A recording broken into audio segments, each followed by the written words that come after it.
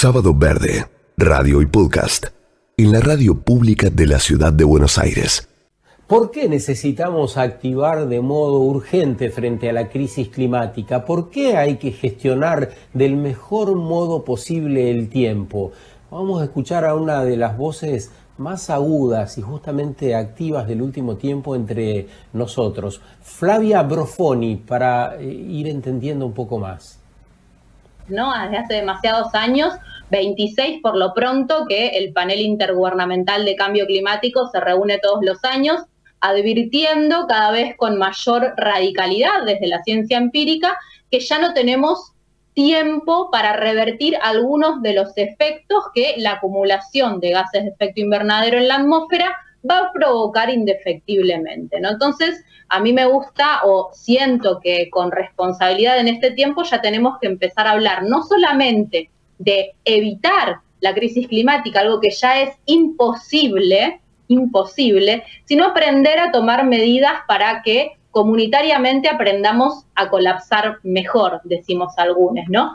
El IPCC nos dice que tenemos 7 años para llevar nuestras emisiones de dióxido de carbono globales a la mitad, 30 para ir hacia la carbono neutralidad. No hay ninguna política pública que esté apuntando hacia esa meta, y hablar de ciclos de inflexión ya a nivel ecosistémico es la única manera de referirnos a la realidad geofísica de lo que está sucediendo como si fuera verdad, ¿no? Como si fuera real. En ese sentido, exponemos que estamos en una ruta rumbo a la extinción de no hacer un cambio radical y profundo en nuestra matriz de producción y consumo.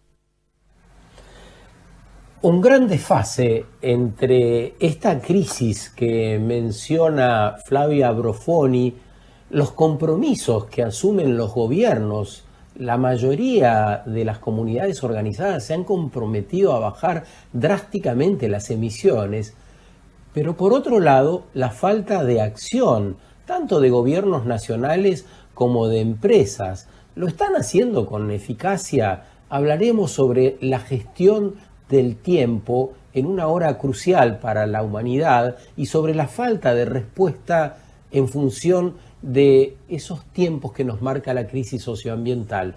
Lo convidamos a Ramiro Fernández esta mañana, que es director de Cambio Climático en Avina y asesor político de los Champions de Acción Climática de Naciones Unidas. Básicamente promueve mayor acción climática, justamente eso.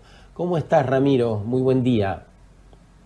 Hola, Sergio, buenos días. Un gusto estar con ustedes. Y empiezo diciendo feliz día al locutor. Muy feliz día para todos.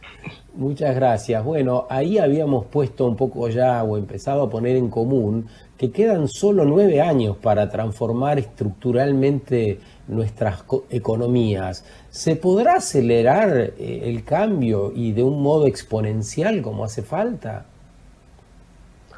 Mira, yo creo que se puede. Me parece importante sí recalcar un poco que Flavia lo decía muy bien, presentando la señal de alerta y emergencia. Ahora, para que eso sea posible, creo que es imprescindible que nuestros gobiernos y las empresas y las ciudades asuman y acepten realmente que estamos en una crisis, que el cambio climático no es un cambio progresivo que se da a poco, sino que realmente estamos en una situación de emergencia, de crisis climática.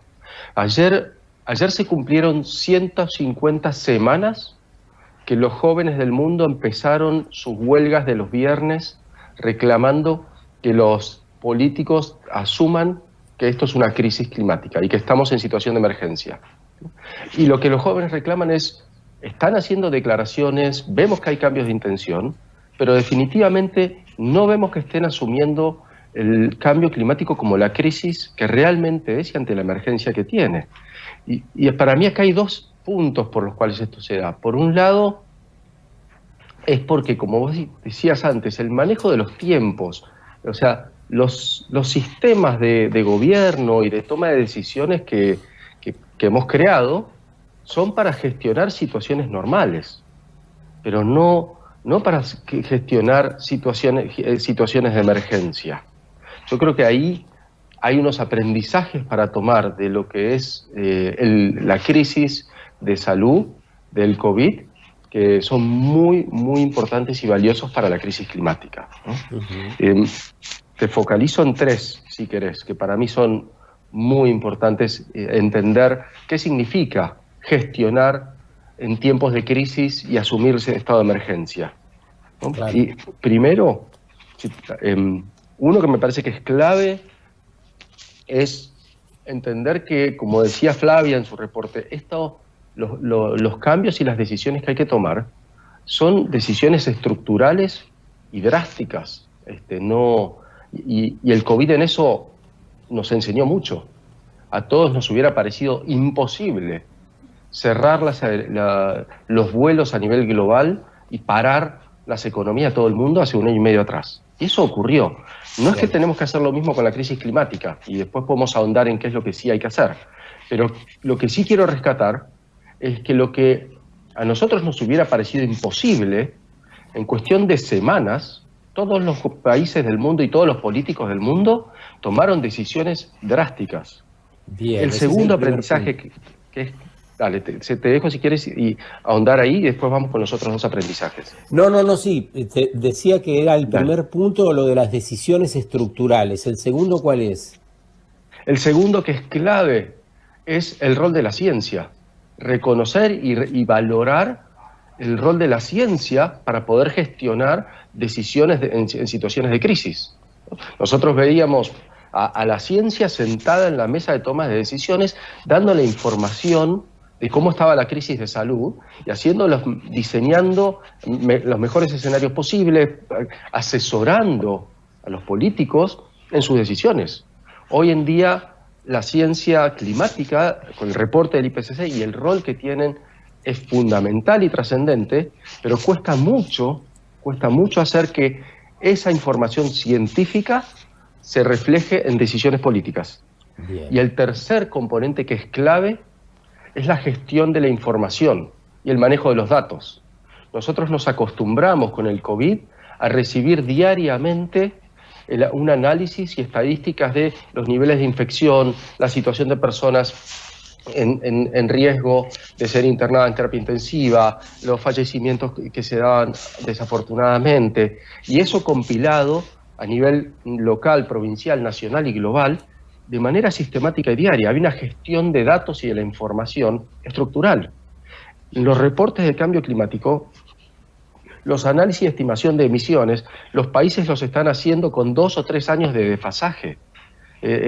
Están gestionando la información climática de una manera que no se responde con la urgencia y la emergencia que tenemos, que, como bien decía Flavia, estamos, y esta semana se filtró el nuevo reporte del IPCC, que va a estar saliendo entre este año y el año que viene, y la ciencia dice que estamos yendo a situaciones de no retorno, de no retorno estructural. Ahora, Ramiro, a nivel de derretimiento de los hielos, a nivel de retroceso de deforestación de la Amazonía y varios otros. Entonces, ese elemento me parece que es clave, asumir la emergencia y la crisis para poder gobernar como se gobierna en tiempos de crisis y no en tiempos normales. Estamos escuchando a Ramiro Fernández, estamos con Juan Cruz Roax. Hasta ahora nos ha dicho, la burocracia no nos deja avanzar. Las decisiones estructurales que se tomaron en pandemia, el rol de la ciencia que adquirió justamente en esta etapa y la gestión de la información resultan claves. Y dentro de un rato nos va a decir, además de esto, ¿qué otras cosas necesitamos hacer frente a la crisis climática? Estás por ahí, Cruz, ¿no? ¿Qué tal, Ramiro? Buen día. Hola. Buen día, ¿cómo estás? Igualmente, escuchándote, pensé en un escenario, ¿no? Un escenario que se reprodujo en las últimas semanas en los encuentros previos a la COP, donde Argentina, Uruguay y Brasil tienen su delegación para empezar a manifestar, previo a este encuentro de las partes internacional, cuáles son sus posicionamientos frente a determinados temas, ¿no? Cuáles son las banderas que quieren levantar y cómo están posicionados. Y conversando con algunos de los integrantes del equipo, empiezo a notar que les lleva meses comprender todos estos procesos burocráticos de cómo participar de manera adecuada y eficiente en estos intercambios. Entonces, un poco lo que te quería preguntar es, ¿qué tan conveniente es este tipo de herramientas y de etapas para la participación, para el consenso internacional, entendiendo que nuestras gestiones de gobierno son de 4 años y ya de por sí les lleva meses solamente entender el esquema a quienes asumen los cargos? Sí, me parece que es clave lo que planteas y primero hay que poner un poco de contexto y entender que las negociaciones de cambio climático bajo Naciones Unidas es un proceso que ha sido eternamente largo, ha llevado más de 20 años negociar lo que los países debían hacer y estas son las posiciones y las posiciones que toman y demás. Ahora es importante entender que el acuerdo en 2015 se negoció, se llegó a un acuerdo y hoy en día estamos ultimando algunos detalles de esa negociación y posiciones entre los países y ahora podemos entrar un poquito más en las posiciones de los países de nuestra región, pero ya hoy estamos en otro estadio. Estamos en el estadio de la implementación, estamos en el estadio donde los países tienen que implementar los compromisos y acuerdos que se han fijado bajo el Acuerdo de París y además sabemos que los compromisos que los países han presentado hoy, bajo el Acuerdo de París, nos llevan a un escenario de 3 grados. Y como decía Flavia recién, 3 grados es inaceptable para la especie humana. Nosotros tenemos que mantenernos en 1.5 grados. Entonces, no solo los países tienen que empezar a implementar las acciones que están ahí fijadas, sino que además tienen que aumentar radicalmente la ambición o sustancialmente la ambición en estos nuevos periodos. Ahora, entonces, para mí hay que comprender que en ese proceso de negociación, que ahora está en fase de implementación, se fijan los parámetros, se fijan acuerdos de cómo un país va a hacer para cambiar su matriz energética, cómo cambiar su sistema de transporte, cómo transformar la forma en la cual produce los alimentos, casi que su agricultura en vez de generar emisiones secuestre carbono, ¿no? Pero son en la negociación, digamos, ese es un punto que hoy en día ya estamos en otro estadio, y estamos en el estadio de implementar, y ahí es donde nos volvemos a chocar, lamentablemente, con la burocracia de nuestras instituciones, porque por un lado, para Brasil, Argentina y Uruguay les cuesta entender las complejidades de un proceso multilateral de negociación y de múltiples países, y que es un proceso altamente complejo. Yo quiero reconocer y poner en valor que realmente es muy complejo, porque lo que estamos hablando es transformar estructuralmente la economía de todo el planeta. Sí. Entonces, es muy, muy complejo. Ahora, más allá de eso, la burocracia nos las encontramos también cuando vemos que para el Ministerio de Energía de estos 3 países, por ejemplo, ¿sí?, les cuesta asumir la emergencia climática como realmente es. Y entonces no avanzan en la transición hacia una energía renovable, no impulsan las acciones de eficiencia energética que debieran impulsar, promueven una ley de hidrocarburos que busca seguir sosteniendo subsidios a una energía fósil por otros 20 años.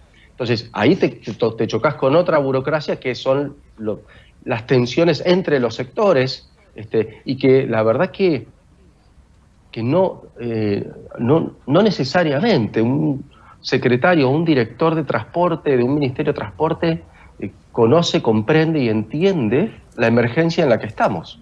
Sí, entonces sí, yo creo que eso también es una burocracia importante y una traba. Sí, es muy claro lo que necesitaríamos atender para dinamizar el proceso. El diagnóstico es lo suficientemente claro. Ahora, ayúdanos a mirar la transición de un modo más amplio.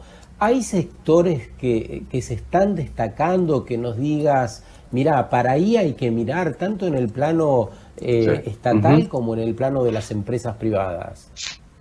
Sí, completamente. Y vuelvo acá al 2020 porque sorpresivamente yo creo que el 2020 nos marcó también un punto de inflexión. Y acá pongo la otra cara, como decías vos, de las tendencias y qué elementos de cambio uno puede ver, ¿no?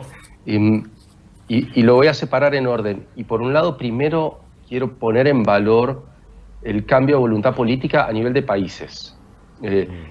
Y todavía es incipiente, pero nosotros hemos visto durante el 2020 que las principales economías del mundo y muchos otros países empiezan a hacer declaraciones políticas de avanzar hacia esa carbono neutralidad al 2050 que nos decía Flavia. China, en septiembre del año pasado, ya anunció que va a ser neutro en emisiones antes del 2060. La Unión Europea también anunció lo mismo y lo fijó por ley. Estados Unidos, con el cambio de gobierno, Biden también lo anuncia y además anuncia una energía eléctrica 100% renovable en el 2035, entre otras cosas.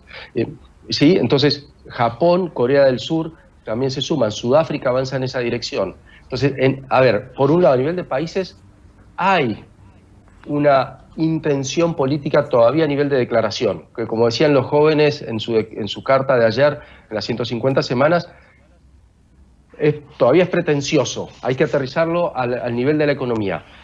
A nivel de empresas y de distintos actores, con el rol de los Champions de Naciones Unidas, con los que estoy trabajando, nosotros lanzamos en junio del año pasado, en medio de la pandemia, una campaña global para que las empresas, los inversores, universidades y distintas instituciones también se comprometan a reducir sus emisiones a la mitad para el 2030 y hacer 0 emisiones al 2050. Esa campaña global, que se llama Race to Zero, una carrera hacia cero, tiene hoy más de 4.500 miembros que representan el 12% del PBI global, que representan más del 8% de las emisiones y 0.6 billones de personas involucradas. Entonces, y ahí están de todo a nivel de empresas e instituciones que hoy se comprometen a ir a 0 emisiones.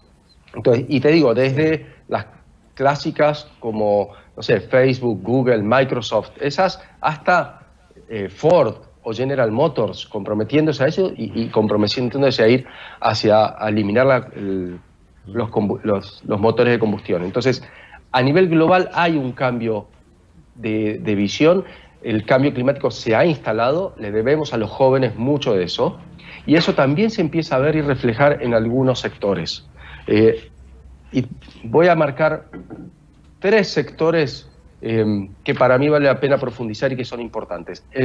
Uno es clave, es el sector de la energía eléctrica, ¿sí?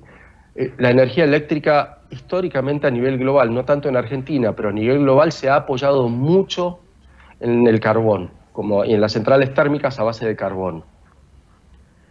Nosotros hemos visto ya un cambio de tendencia que veíamos de crecimiento de las energías renovables, que se venía dando desde París, y en los últimos 5 años ha crecido exponencialmente, al punto que hoy ya en muchos de los países del mundo es más barato generar energía, instalar energías renovables que centrales de carbón.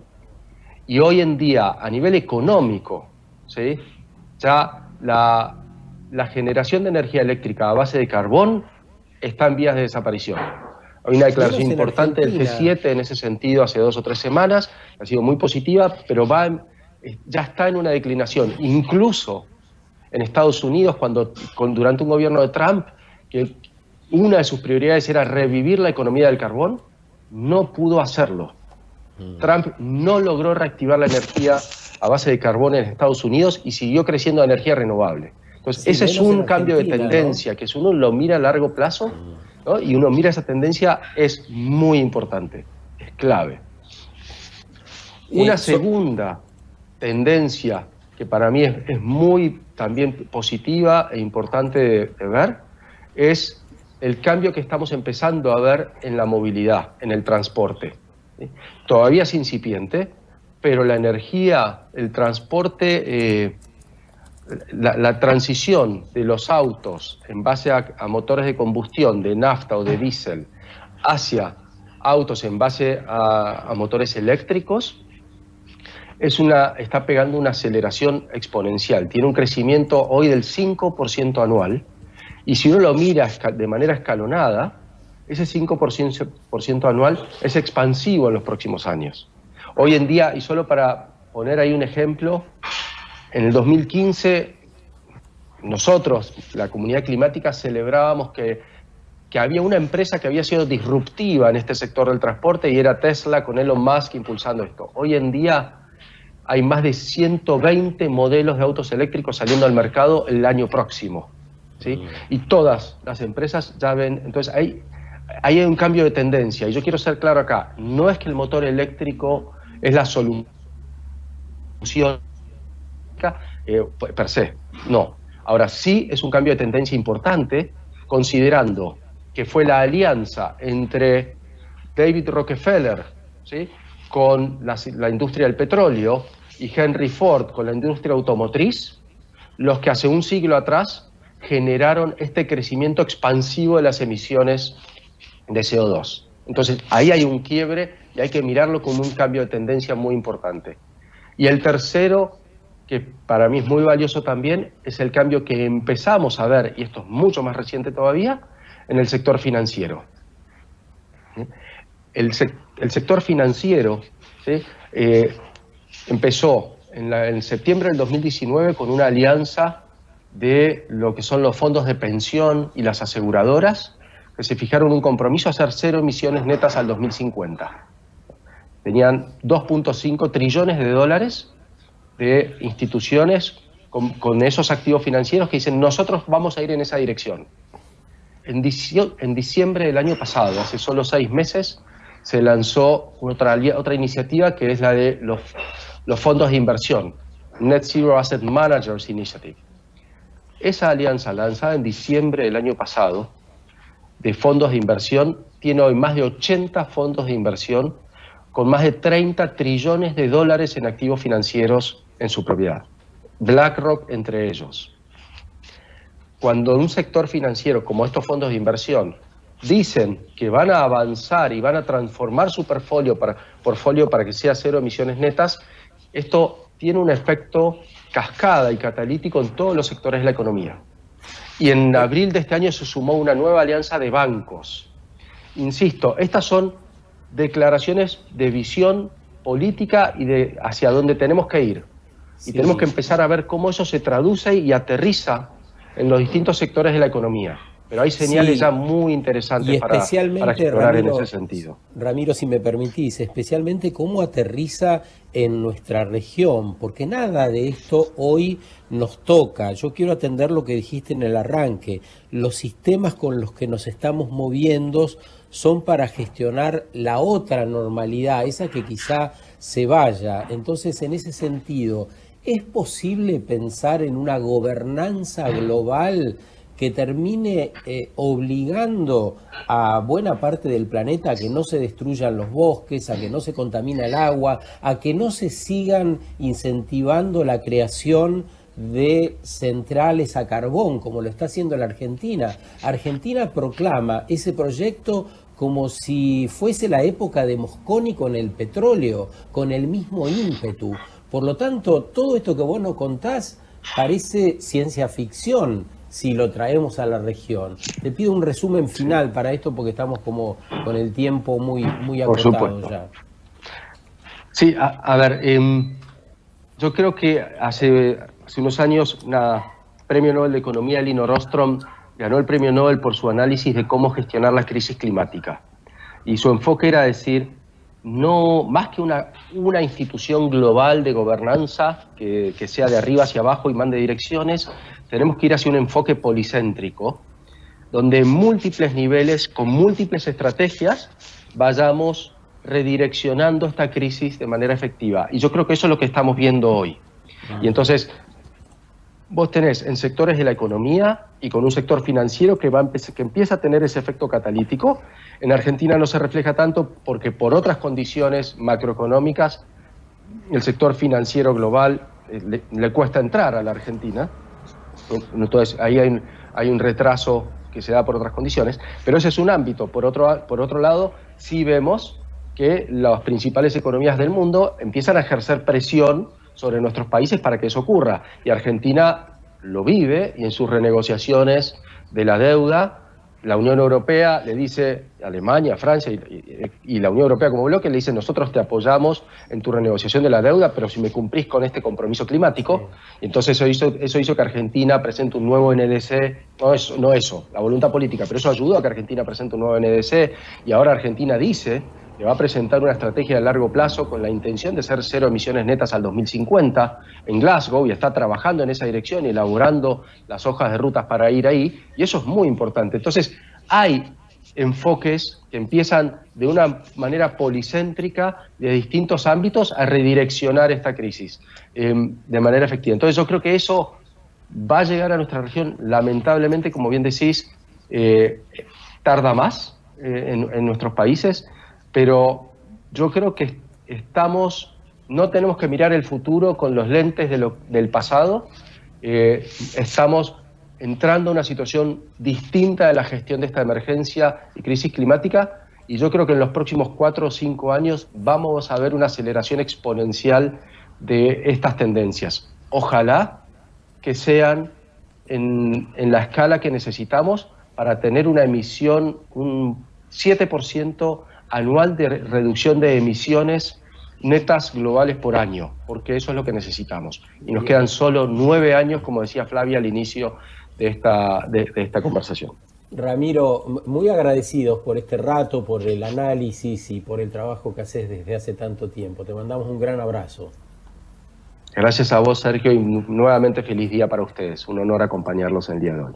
Muchas gracias. Ramiro Fernández es director de Cambio Climático en Avina, asesor político de los Champions de Acción Climática de Naciones Unidas, y está promoviendo justamente mayor acción climática. Ha quedado claro la complejidad de la cuestión, pero ahí está también el gran desafío. Arrancamos con Flavia y vamos a terminar con ella hablándonos de la realidad, justamente para seguir poniendo en contexto y acercarnos cada vez más a la mayor problemática que deberemos resolver en el siglo. Yo veo y siento que hoy estamos normalizando de forma muy peligrosa, es la distopía ocurriendo hoy, no una distopía entendida como un riesgo a futuro terrible, sino como de a poco, y eso es una habilidad muy marcada de nuestra especie, podemos también acostumbrarnos a una realidad distópica, en donde es normal no poder tocarnos entre nosotros, no poder hablarnos cerca, no poder compartir espacios, y eso desde la ciencia ficción siempre fue un escenario distópico, y hoy es la realidad que habitamos, y no estamos haciendo la suficiente fuerza, creo yo, social, para entender cómo es que hemos llegado aquí, ¿no? Y cómo lo normalizamos, incluso anhelamos el regreso a una normalidad que ya nunca va a volver, porque no era normal la vida prepandémica. Los niveles de consumo, los ritmos de la economía, los vuelos interoceánicos, los niveles de consumo de carne, nada de eso puede sostenerse dentro de los límites del planeta. Entonces, hoy estamos en una distopía que es más una profecía autocumplida, ¿viste? Como los procesos inflacionarios. Sabíamos que esto iba a pasar, le dimos rosca a todos los elementos para que sucediera rápido y hoy la estamos habitando. Sábado Verde, radio y podcast, en la radio pública de la Ciudad de Buenos Aires.